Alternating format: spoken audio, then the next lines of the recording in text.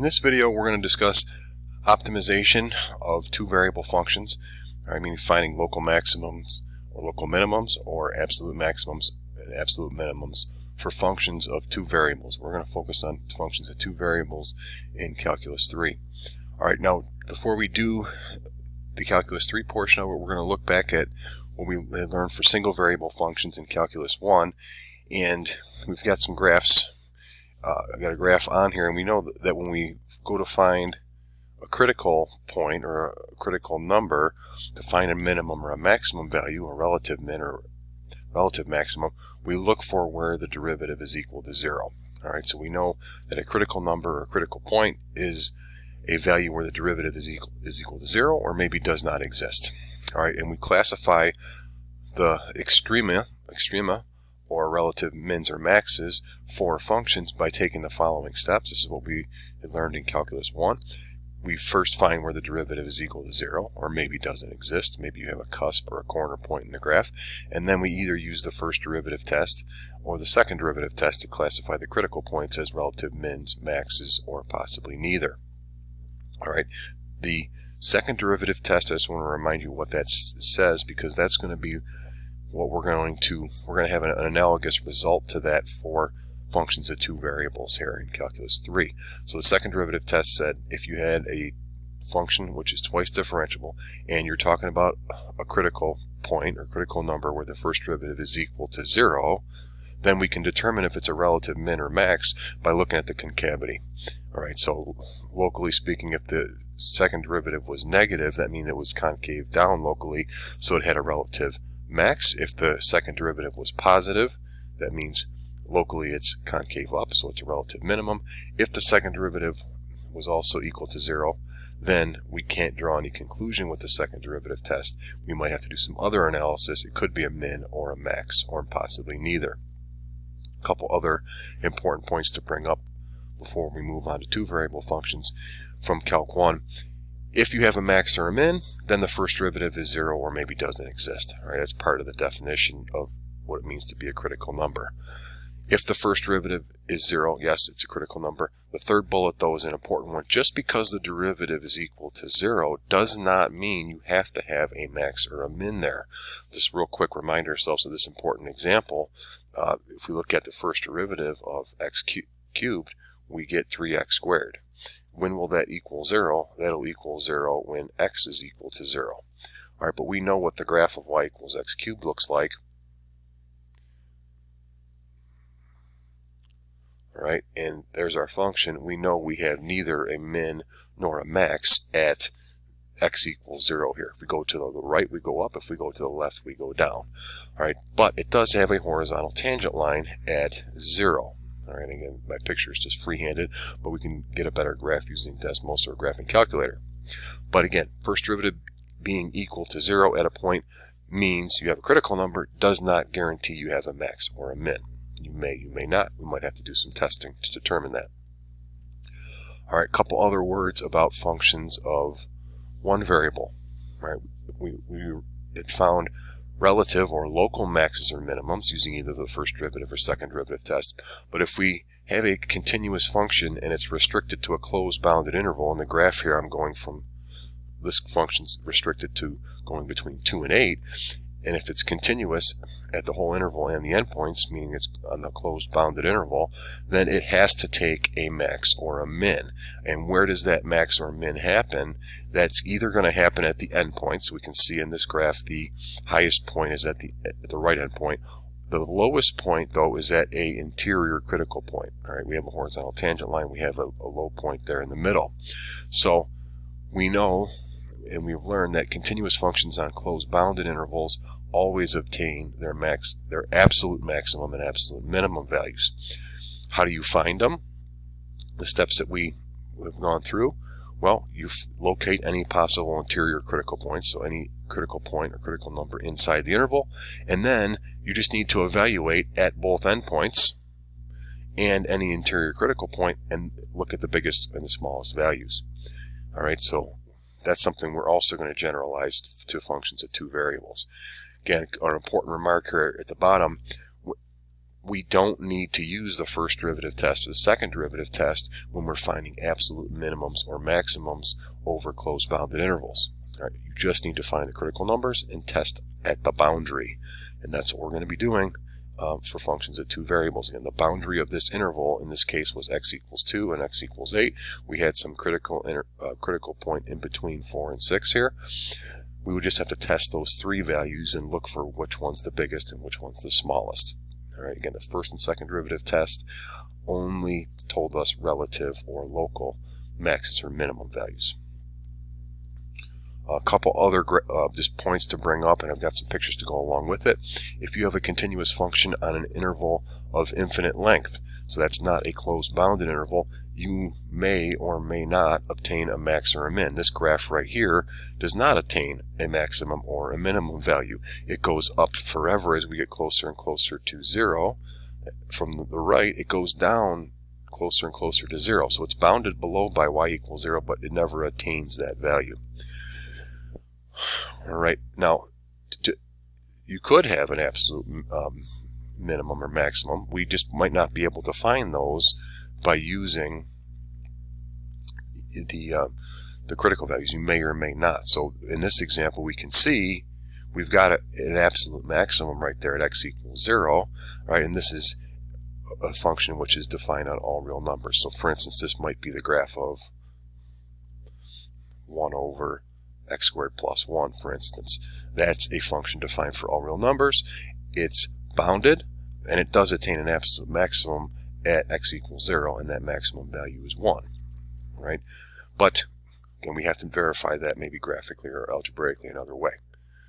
Okay, so just to recap there, if we have a closed bounded interval, we absolutely will attain an absolute max or min. If we do not have a closed bounded interval, we may or we may not. Okay, moving forward to functions of two variables. All right, and I've pulled a lot of these graphs I'm going to show now using Paul Seeberger's CalcPlot 3D JavaScript app. All right, this is a graph of a function of two variables, and it's a surface in 3 space. All right, now what we're going to look at is how do we locate these minimum or maximum values. Okay, so let me just do a little different color here. We can see we have a maximum value right there, a local maximum. We have a local minimum at a couple of points on this graph, all right, the graph of this function. How do we locate those? All right, well, you can use the tangent plane option, all right, and I've got a couple of just snaps of this here. Here I've got a point on the graph and the tangent plane plotted, all right, so it's giving you the location of the point here, the value of the function there, and also it gives us up at the top there the equation of the tangent plane. All right, well, going to the next photo here, the next picture here, there I've tried to put the tangent plane right on top of that local maximum value, all right, which in this case might actually be an absolute maximum. I didn't quite get it perfectly on there just because of some rounding error, but you can see at one of these local maximums our tangent plane has to be horizontal. All right, now I want you to just pay attention to the equation up at the top there. If the tangent plane is horizontal, that means the normal vector must be vertical. All right, notice the normal vector is the coefficients of the normal vector are the coefficients of x, y, and z. The coefficient of z is 1 here. The coefficient of x and y are close to 0. They really should be 0 in these instances here. All right, now similar thing will happen for an absolute minimum value. So I've tried to put the tangent plane right at the lowest point on the graph there, and we can see it's flat, it's horizontal, and likewise from before, the coefficient of x and y should be 0, and there's some rounding error that's happening there, and the normal vector will be, in this case, 0, 0, 1. It's a vertical vector. All right, so those pictures, those graphs are helping us to understand the definition of a local minimum or local maximum, and the definition of a critical point, right?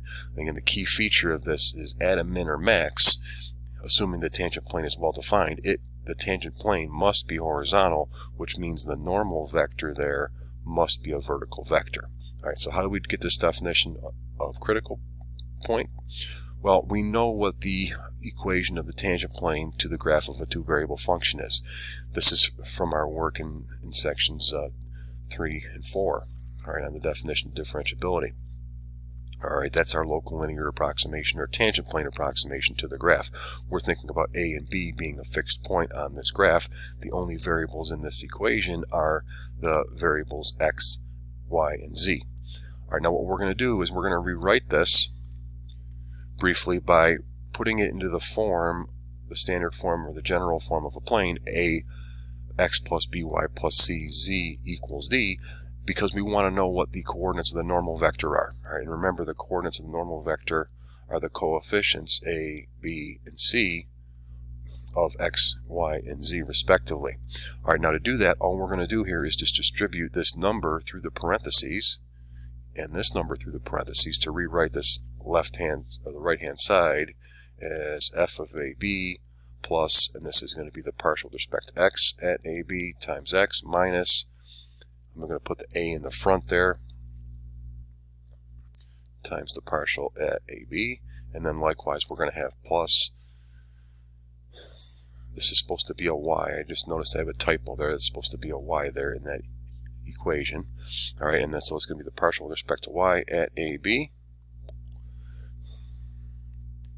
Just going to erase this for a little bit more room, and then distributing that through there, that's times the variable y, and then it's going to be minus b times that partial with respect to y at AB.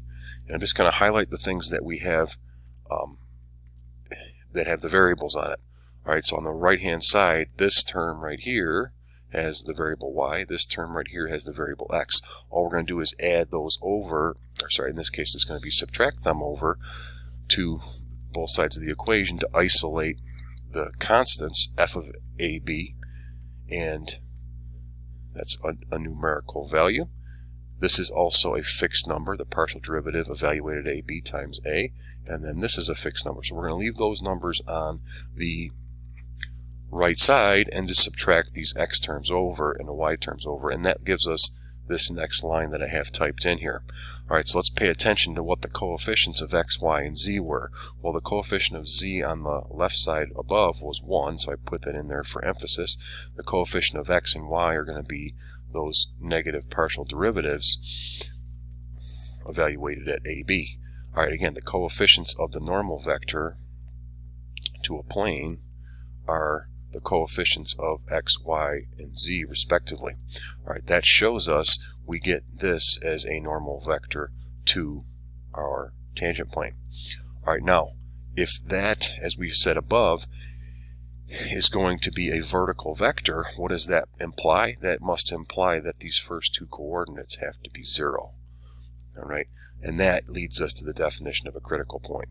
Alright, a critical point is a point where if the partial derivatives exist, they would have to equal 0. Both the partial with respect to x and the partial with respect to y have to be 0. All right, and that's the definition you're seeing in the box. I've phrased it in terms of the gradient also because, again, the gradient is the derivative vector. All right, so again, the gradient of f, remember, is the vector we get by taking the partial with respect to x in the first component and with respect to y in the second component. When we say that that's equal to the 0 vector, we're saying each component is equal to 0. Okay, so again, critical point, very similar to Calculus 1, the derivative is equal to 0. In this case, the derivative vector is equal to 0, which means each component, each partial derivative at the point is equal to 0. All right, so either they're both equal to 0, or the other possibility is that the partial derivatives don't exist. One of those, either the partial with respect to x or the partial with respect to y, does not exist. Alright, that's it for this video. We're going to come back in a second video to continue on the discussion.